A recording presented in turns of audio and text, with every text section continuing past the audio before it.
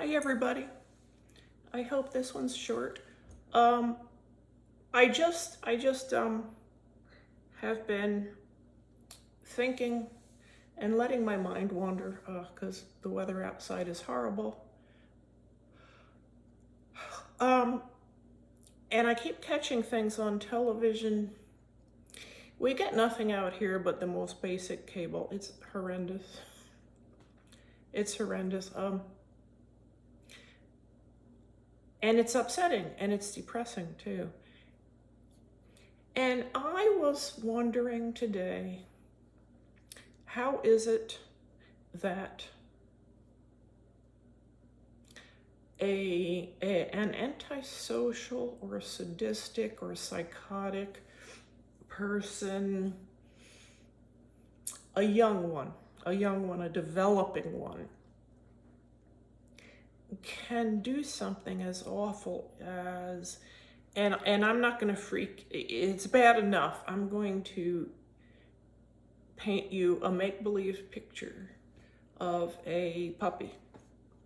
Okay, let's say there's a puppy. By the way, I'm a cat lover. I don't mean to play favorites. Okay, there's a puppy.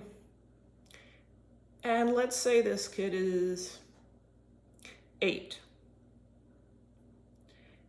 And he pinches the puppy's ears, which makes the puppy yelp and kind of whimper. And what's wrong with this is that he likes that and he does it over and over again. And finally, the adult owner of the puppy comes out and calls to the puppy, and the father calls to the child, and it gets broken up. Okay, my question is, why? And my individual guesses, that's all they are. I haven't read on this and I never will. I'm not one of those people who's kind of fascinated by serial killers. I'm not going to put my time into it. This is just something I was wondering.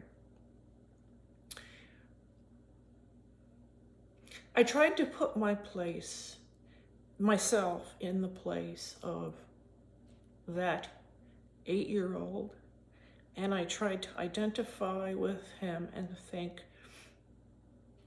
why? And tragically, I came up with something of an understanding. Yes, I did. He wanted to be seen and heard and felt and taken notice of. Have you ever heard the expression that with children, negative attention can be even better than no attention at all? That's what I'm talking about. He wanted negative feedback because he hasn't had and doesn't know how to get positive feedback. And sadly, if he doesn't get help and grows up, yes, he might turn into some kind of a criminal, some kind of a serial killer, who knows? Now I want to go back and share something about myself and remind us all what it is that I think we need to do. Remember, I'm schizoid. We're kind of gifted with stepping away from society and watching everybody. And sometimes we catch things and we see things that are important, and then we try to tell you. Okay. With little children, It is normal for them to be cruel, hurtful, stupid, deadly with animals. They should always be supervised. They should always be supervised because it could go either way. The dog could bite the child, but you know what? The child could also hurt the dog and cause it. With small pets, the child could put the hamster down the toilet and flush it. I mean, parents, please. It is more important than you understand. I am positive I got no positive feedback from my parents. Very little feedback at all, and what I did get was negative. Luckily for me, there were 2 dogs. I'm not going to spoil my book for any of you that might have an interest, so I'm just going to say there was 1 dog in particular in my life when I was a child who not only liked me, who not only followed me and loved me, he adored me. I mean, he ignored the whole rest of the world, and all he wanted was to follow me everywhere. So what I didn't get from human beings, for one thing, I had to create for myself up here, but also I received from animals. And I'm not religious, but I'm going to say thank God for that. I really think animals may have saved me. That kind of positive feedback was so important. So important. Now, I didn't do a lot of research, and I'm not an expert. I don't know what the average age is when a child finally begins to learn empathy, when they learn that, you know, this person over there is just like you and have feelings like you do. And also the dog on the floor over there and the cat that's on the furniture over there. These are sentient beings, and you begin to learn not to be cruel. I imagine the age is different for everybody, every individual a little bit. So I feel like what has happened to a lot of our very sick, hurting, miserable individuals in society who end up doing horrible things, I don't think they ever got enough, if any, positive feedback that made them feel recognized and seen and known and understood. I will also say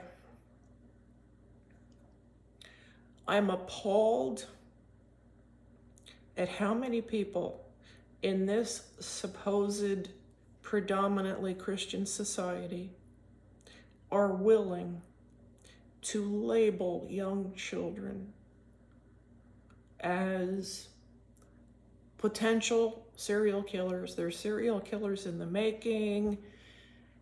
They were born broken. They were born bad. They're just evil. They were evil from the very beginning. I do not accept that.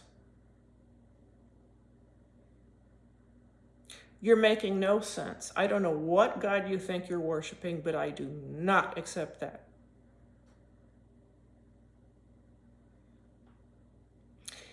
And I'll give you an example why. And it's a story about myself. Well, and also my little brother. Actually, I had written an article about myself that was called I Was an Evil Child, and I became so embarrassed, I deleted it. For a while there, I was really awful. My little brother and I, gosh, he must have been just 2 maybe, and so I was 4 maybe. And we had been given 2 little pet turtles.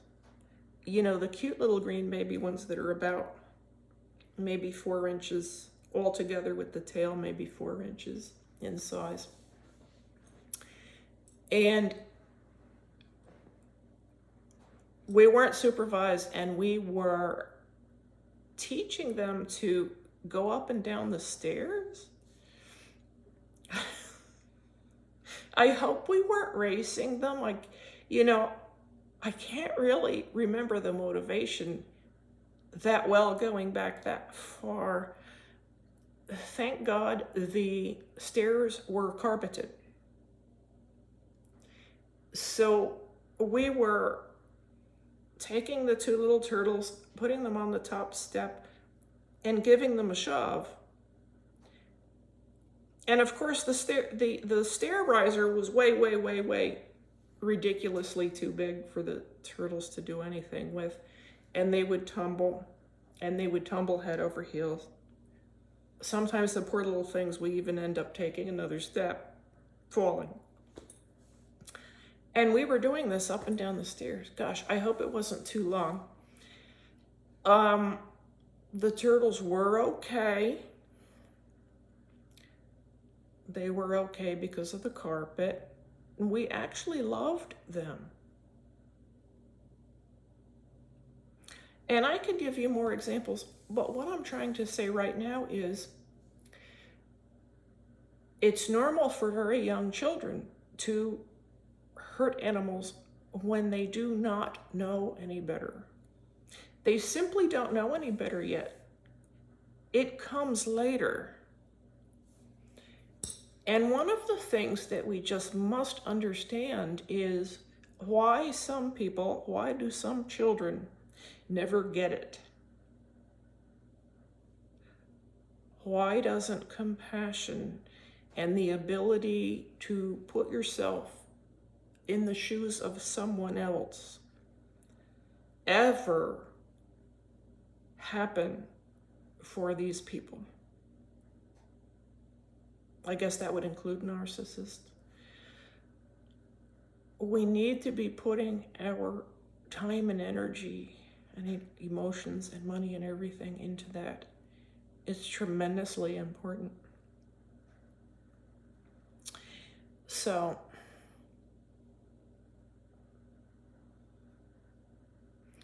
your children, when they're little, I'm gonna guess 1 to 5, must feel visible.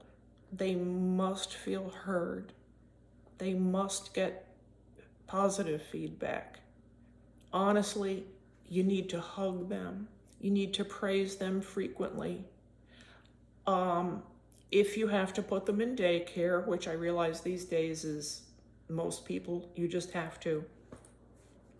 Of course, work hard about your choice, and there's got to be somebody in your child's life who is important, long-term, someone they can relate to and depend on day after day after day after day, to when they see the child, when they look at the child, they must have a genuine smile. That's what tells the child, this person's happy to see me. I never had that. And I've had to watch it among other people. It's very important. Somebody in the child's life has got to have a face that when they look at it and when they arrive and they're saying hello, just lights up looking at them.